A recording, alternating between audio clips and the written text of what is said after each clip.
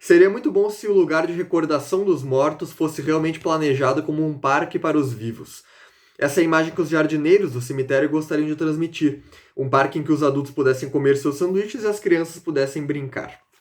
Esse trecho aqui foi retirado da obra A Solidão dos Moribundos, do Norbert Elias, um sociólogo alemão que a escreveu na década de 80, e na edição brasileira vem acompanhada do texto Envelhecer e Morrer. E a gente vai comentar os dois aqui de maneira conjunta, uma vez que eles se complementam. Então, o que a gente precisa entender para compreender o modo como o autor chega nessa conclusão peculiar aqui? A gente precisa entender, em primeiro lugar, o conceito de processo civilizador, que intitula a principal obra do autor, dividida em 2 volumes. O primeiro deles trata da história dos costumes, está aqui, e o segundo da formação do Estado e civilização, que está aqui. Eles vão servir de apêndices, uma vez que a gente vai tentar só entender de maneira bem resumida, bem sintética, a ideia do processo civilizador, uma vez que ela tem direta relação com a temática do livro hoje comentado aqui. E essa ideia vai remeter ao processo de formação da sociedade moderna. Ele vai tentar entender como o ser humano passa de uma sociedade medieval para uma sociedade moderna, cada vez mais complexa, e na qual os indivíduos são cada vez mais interdependentes entre si. Uma vez que cada um se especializa em um ramo de atividade profissional, e a partir disso não consegue sobreviver sozinho, pois ele depende dos demais que são especializados em outras áreas.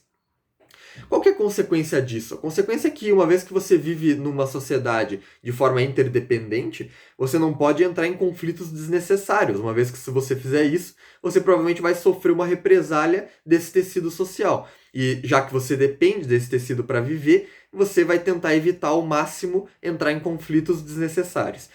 O primeiro ponto a ser ressaltado aqui é a formação do Estado, né? O monopólio da violência por parte do Estado retira a agressividade, em alguma medida, e a violência das mãos dos particulares e puxa para as entidades públicas. E a consequência disso direta é que você diminui, por exemplo, o número de rixas, o número de duelos e de tentativas de resolução de conflitos de maneira privada, digamos, né? Você vai levar isso para uma justiça pública, um terceiro imparcial, que é o Estado, que vai definir quem está certo e quem está errado, e vai ter o poder de executar uma sentença que não estiver sendo cumprida. Bom, além disso, você tem uma economia de pulsões, uma economia de instintos. Então você retira os conflitos do âmbito externo, que eram consequências da explosão e da externalização desses desejos e dessas pulsões, para o âmbito interno, que gera um conflito daí entre eu querer fazer algo, mas eu não poder porque as regras de convívio social me impedem, ou porque este algo no tecido que eu convivo está associado a um sentimento de culpa, de vergonha, e a partir disso eu não desejo levar isso a cabo, eu acabo contendo essas pulsões para o meu âmago. E isso implica reformas, mudanças, alterações em diversos ramos da vida, como, por exemplo, a vida sexual, que passa a ser algo da intimidade do casal, a vida, as necessidades básicas, como, por exemplo, defecar, que também constitui algo da intimidade e não pode ser feito em âmbito público, uma vez que isso geraria um vexame tremendo, né? E diversas outras manifestações da animalidade humana que tentam ser banidas e barradas da vida em sociedade, uma vez que somos seres racionais, de acordo com a concepção antropológica moderna, né? E a consequência disso para a morte também é importante, e é disso que vai tratar o livro aqui. Ele vai tratar do modo como, numa sociedade medieval, a morte era um fenômeno presente no dia a dia, pessoas conviviam com 3, 4 gerações dos seus familiares dentro de uma mesma casa, e a partir disso se familiarizavam com doenças, com mesmo mortes violentas, uma vez que não havia o monopólio da violência e muitos conflitos eram resolvidos de maneira privada. Mesmo as crianças estavam familiarizadas com a morte desde da sua infância e tinham ciência da sua própria finitude. O que acontece na modernidade?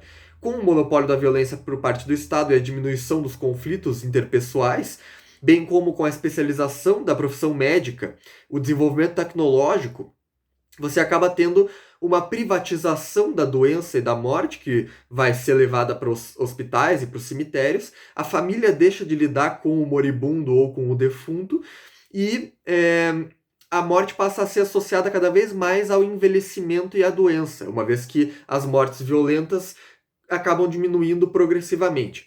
Isso faz com que nós esqueçamos no nosso dia a dia, na nossa vida diária, que somos finitos e que vamos morrer e de que basta estar vivo para morrer.